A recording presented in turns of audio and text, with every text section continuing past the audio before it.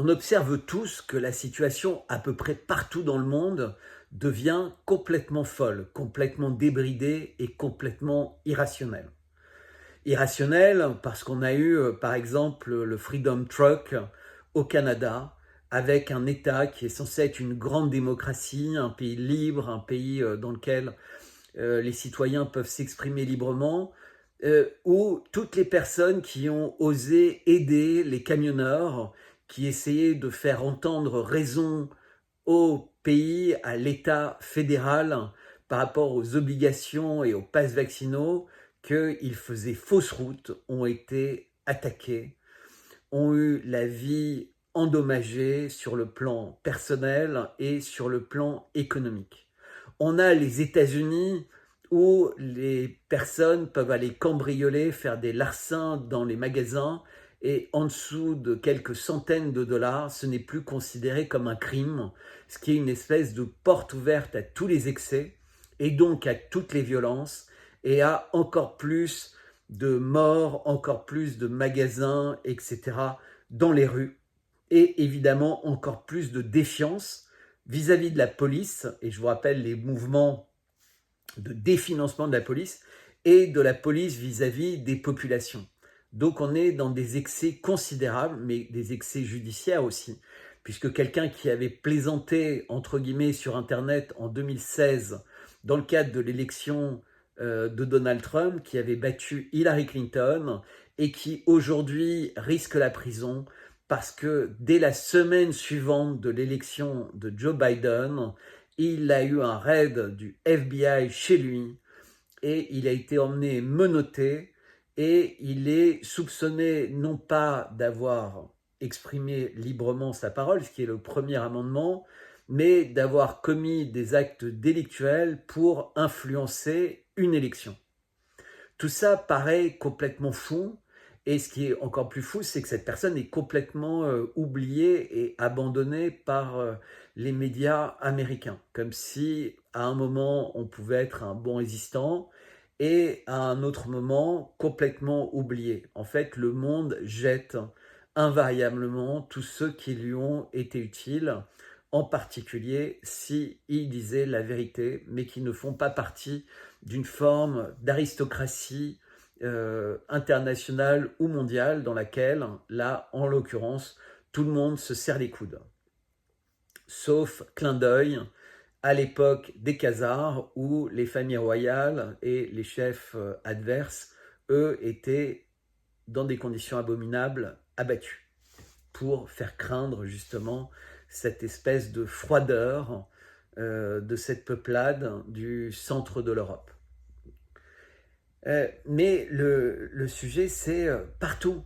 On a les blocus, on a les tentatives de guerre civile, que ce soit au Brésil, au moment du retour de Lula, qui est sorti de prison pour gagner des élections contre son adversaire, qui aujourd'hui risque la prison. Donc on a véritablement des démocraties qui sont devenues en fait des caricatures de ce qu'est une démocratie. On a Cuba qui est toujours sous embargo. Et il n'y a que deux pays qui votent invariablement l'embargo de Cuba, qui sont les États-Unis et Israël. Et l'Ukraine s'abstient. Sinon, l'ensemble des autres pays du monde votent pour que Cuba puisse redevenir, entre guillemets, une nation normale. On a le Venezuela également, où pendant des années et des années, il y avait officiellement, à écouter les grandes nations occidentales, un président légitime et un président illégitime, sachant que le président illégitime était celui qui était reconnu par son peuple, par son armée, par sa Cour suprême, et l'autre président n'était reconnu que par les pays occidentaux, mais ce qui leur permettait de sanctionner, de confisquer des centaines de milliards, de confisquer de l'or, de confisquer les revenus des filiales de sociétés pétrolières de ce pays extraordinairement riche par ses réserves de pétrole, mais qui est un ennemi du monde occidental qui ne veut que des pays dociles et alignés. On a la situation en Afrique, et pas besoin de dire ce qui se passe au Mali, au Burkina Faso, mais également la campagne électorale au Sénégal. On n'a plus tellement parlé de ce qui s'était passé au Gabon avec un changement de présidence, mais qui, semble-t-il, avait eu, entre guillemets, les faveurs de la France, c'est-à-dire qu'on mettait peut-être un président plus ferme et plus solide à la tête du Gabon, inquiet que le président en place ne puisse pas résister avec suffisamment de vaillance à un coup d'État tel qu'il y en a eu au Mali, au Burkina Faso, au Niger. La France s'est fait sortir du Niger et donc a perdu une grande partie de ses approvisionnements nucléaires, sachant que 80% de l'électricité française est produite par des centrales nucléaires et qui sont parmi celles qui produisent l'électricité la moins chère de toute l'Union européenne, et néanmoins, les Français sont parmi ceux qui payent l'énergie la plus chère. Mais ça, c'est un mécanisme européen dont les commissions ont le secret et qui ne gêne pas tellement le gouvernement français, parce que tout ce qui rend le peuple plus faible, plus endetté, plus désarmé, entre guillemets, ça les enthousiasme. Mais faisant croire à un voyage au Kazakhstan pour parler de combustible nucléaire, en tout cas c'est ce que la presse avait laissé entendre, on découvre qu'en réalité pas du tout.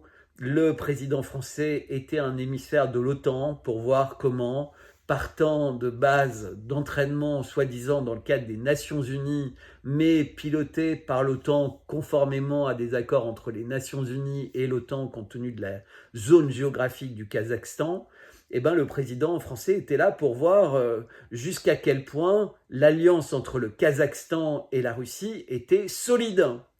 Et on remarque que ça a été pris très au sérieux par le président Poutine, puisque quelques jours après, il était lui-même au Kazakhstan avec plusieurs des personnages les plus importants de Russie pour dire deux choses: que le Kazakhstan n'était pas un allié stratégique de la Russie, que c'était l'allié le plus stratégique de la Russie. Ce qui veut dire que si le gouvernement avait des velléités de s'éloigner de la Russie ferait le nécessaire pour conserver le Kazakhstan comme un pays ami. La Russie ne fera plus jamais l'erreur qu'elle a faite avec l'Ukraine de laisser s'y installer des gouvernements qui créent le chaos et le désespoir parmi leur peuple pour céder aux sirènes et aux menaces vraisemblablement de quelques pays ou de quelques dirigeants de pays qui peuvent être à la fois des corrupteurs, mais également qui peuvent faire entendre raison en disant au pays: mais vous savez, on a appris qu'il y avait des mouvements, ou que... Enfin, tout ce qui peut être fait pour déstabiliser un chef d'État. Je vous rappelle d'ailleurs que le Kazakhstan, fin 2021-2022, a connu également une tentative de révolution de couleur qui était arrivée depuis le Kyrgyzstan et qui est très nettement liée à nouveau à l'État profond américain. C'est exactement ce qui s'était passé en 2017 en Arménie. Il y a eu la mise en place d'un gouvernement qui était censé être un peu moins pro-russe, mais quand même très ami des Russes. On a vu comment les choses se sont passées. Il y a maintenant USAID, les Américains, les Français qui sont les seuls écoutés par ce gouvernement qui a lâché sa relation privilégiée avec la Russie et avec l'Iran, et qui a perdu et qui a abandonné, entre guillemets, le Haut-Karabakh. Et donc aujourd'hui, il y a 150 000 réfugiés en Arménie qui doivent essayer de retrouver une maison, une situation, un emploi, parce qu'ils ont dû fuir en urgence l'endroit où ils habitaient depuis la nuit des temps, c'est-à-dire le berceau de la religion chrétienne. Et tout ça, ça crée une vraie instabilité, parce qu'aujourd'hui, profitant de la situation et de tous les regards qui continuent à être un peu vers l'Ukraine, très peu vers l'Arménie, puisque les choses se sont passées avec une telle violence et une telle rapidité que personne n'a véritablement pris conscience du cataclysme qui s'était passé pour ce pays. Eh bien, les regards se tournent vers ce qui se passe dans la bande de Gaza, et on peut craindre que l'Azerbaïdjan et la Turquie en profitent pour récupérer le couloir de Zangezur, ce qui fera qu'en fait l'Empire ottoman sera pour ainsi dire quasiment recréé, avec un lien physique, donc direct, entre l'Azerbaïdjan et la Turquie. Et ça, c'est pas du tout vu d'un bon œil, évidemment, par l'Iran, mais l'Iran qui est esseulé, puisque l'Iran est un soutien du Hezbollah, l'Iran est un soutien de la Syrie, l'Iran a des relations maintenant très fortes avec l'Irak, dans, dans lequel il y a énormément de camps américains maintenant qui sont régulièrement bombardés par des drones, mais l'Iran aussi ne voit pas du tout d'un bon œil cet expansionnisme d'Israël, donc d'un bon œil par rapport au territoire palestinien et surtout au drame humain qui se passe en Palestine, mais aussi, je pense que tout ce qui se produit en termes de gaz ne peut pas plaire aux Iraniens.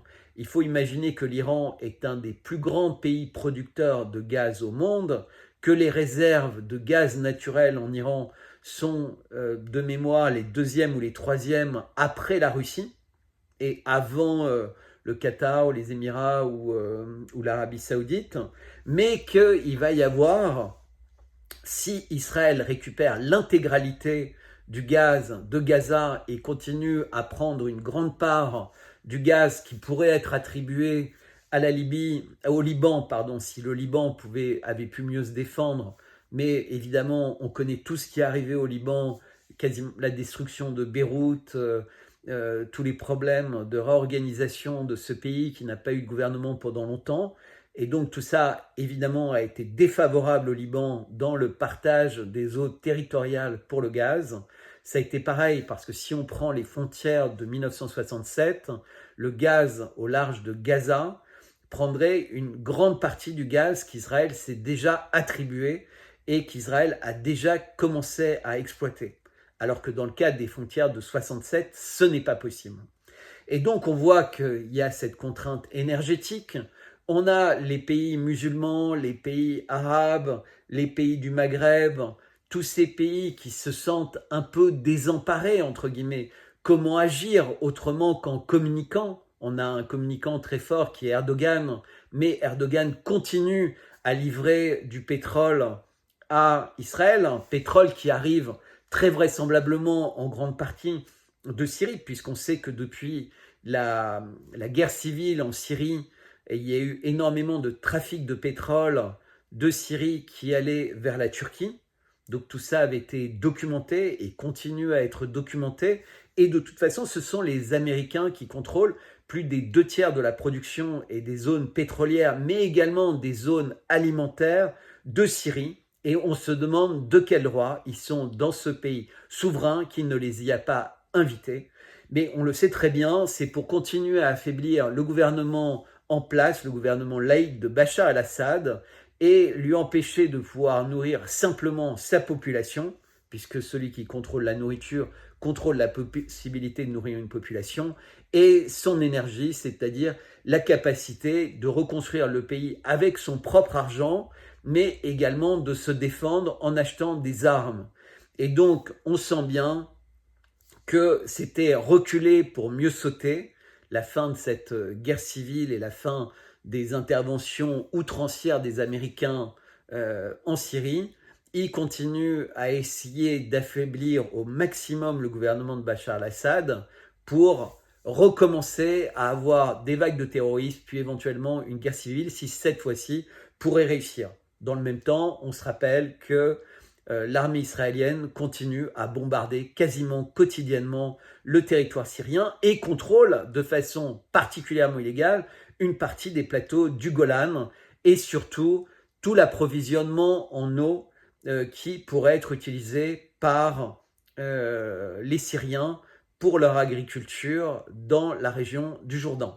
Donc ce fleuve qui traverse Israël. On a exactement la même guerre de l'eau avec les Palestiniens qui sont en Cisjordanie, qui n'ont le droit à rien, alors que les colons ont le droit à tout. On est véritablement en présence de ce que les Africains aujourd'hui appellent, quand ils observent ce qui se passe en Israël, un apartheid. Et ils sont bien placés pour le savoir, puisqu'on a des citoyens de seconde zone qui n'ont droit à rien et qui souffrent de violence et de privation permanente. Aujourd'hui, peut-être pour la première fois, depuis si longtemps, on a toutes les images qui sont diffusées et qui nous montrent l'horreur absolue. On a évidemment en Afrique aussi d'autres régions avec des exactions dont on ne parle plus du tout. Que se passe-t-il au Soudan? Que se passe-t-il au Yémen? Que se passe-t-il au Sri Lanka, où on se rappelle tous qu'il y avait eu une période de famine, de guerre civile, comment les choses se sont stabilisées?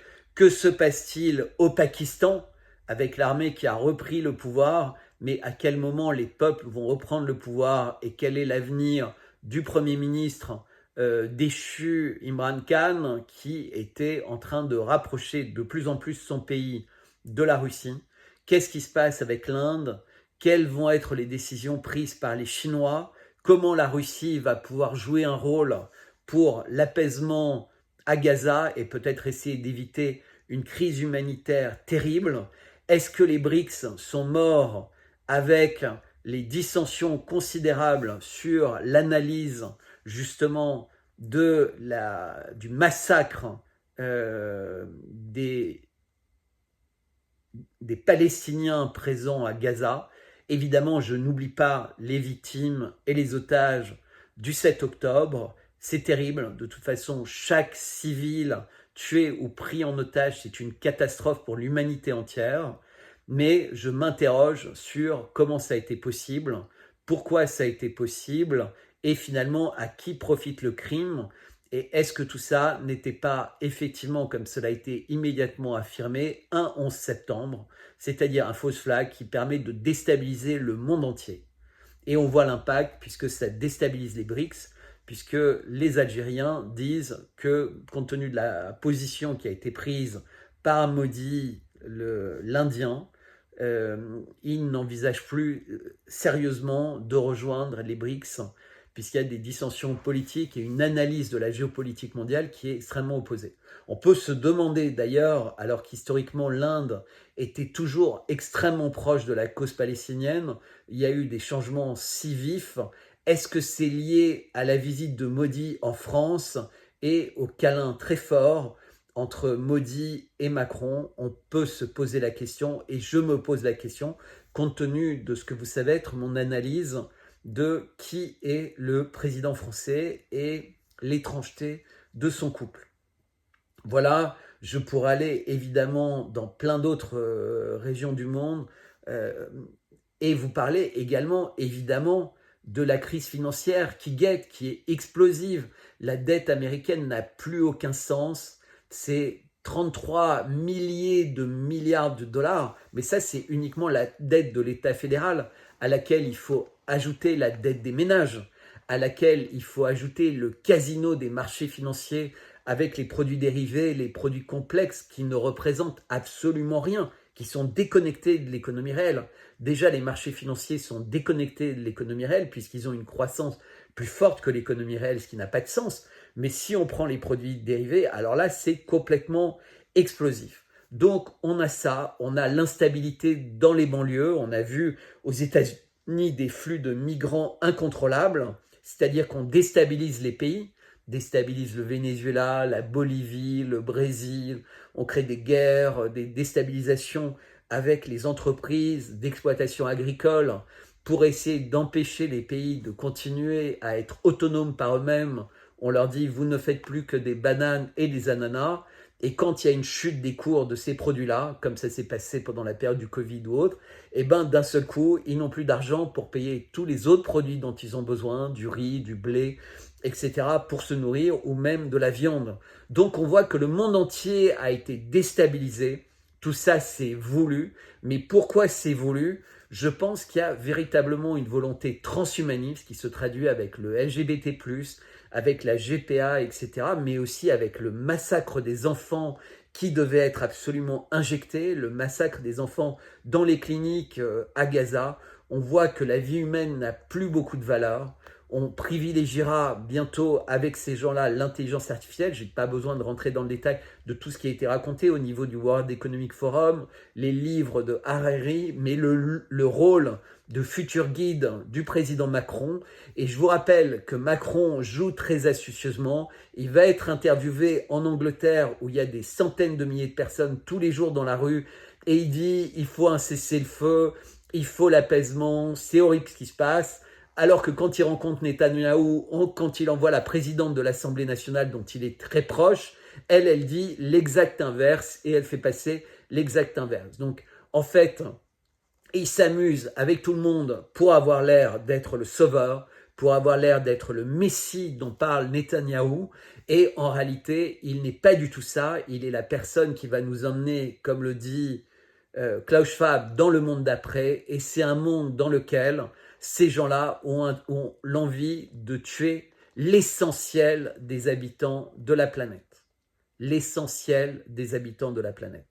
C'est pour ça qu'il faut informer, c'est pour ça que je suis quotidiennement extrêmement actif sur les réseaux sociaux. C'est pour ça qu'on va lancer avec mon équipe le même Substack en anglais. C'est pour ça que les vidéos sont doublées. Il y aura au fur et à mesure maintenant des interviews, il va y avoir des rencontres de terrain, il va y avoir énormément de choses, la participation à des congrès, la participation à des conférences. Et pour ça, j'ai besoin de votre aide, j'ai besoin que vous abonniez à Substack, j'ai besoin que vous fassiez suivre autant que possible cette newsletter et que vous en parliez à vos familles, à vos amis, aux personnes qui peuvent s'engager, prendre un abonnement, ça commence à 5 € et vous pouvez assez vite annuler l'abonnement. De toute façon, vous recevrez la lettre de la même manière. Vous pouvez avoir des dons plus généreux ou proposer vos services. On a véritablement besoin de vous. On compte sur vous parce que la situation est tendue. On ne vend pas de conseils financiers, on ne vend pas toutes ces choses-là. En revanche, on va bientôt commencer la vente de miel.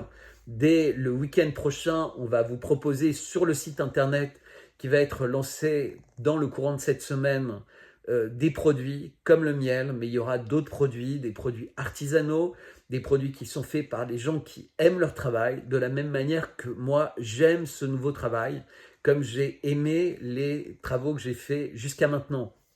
Il y aura aussi de l'art contemporain, de l'artisanat dans ce que va être Média 55 Bellechasse. Il va y avoir une galaxie de projets. Je travaille avec les Gilets jaunes constituants sur des projets, je travaille avec d'autres personnes sur d'autres projets dont vous entendrez parler au fur et à mesure. Vous entendrez parler du Campanile, qui est une résidence dans laquelle un certain nombre de personnes auront l'occasion de venir, d'être invitées pour travailler sur des projets concrets, sur des documents concrets, sur des objectifs de communication ou de création d'outils de solidarité, d'outils de terroir. Je discute également avec des personnes qui sont engagées sur le terrain politique. Donc ça va prendre des directions multiformes et pour y parvenir, il y a véritablement besoin d'aide. Donc je compte sur vous pour cliquer sur le bouton, pour découvrir plus de choses sur le site internet qui va être enrichi, pour écouter des podcasts, évidemment pour continuer à me suivre sur Twitter ou sur YouTube, parce qu'on a plein de projets pour la France, mais bien au-delà de la France pour l'humanité. Parce que c'est extrêmement important aujourd'hui de se battre contre la censure, pour la liberté de parole et pour essayer de montrer la vérité de ce qui se passe actuellement dans le monde. Voilà, à bientôt et je vous remercie et battons-nous pour la liberté d'expression, la liberté de parole, parce que c'est essentiel pour notre génération, mais encore plus pour les générations suivantes. On a à la tête des États puissants du monde, des gens qui véritablement agissent à l'inverse, à l'opposé de l'intérêt de notre planète.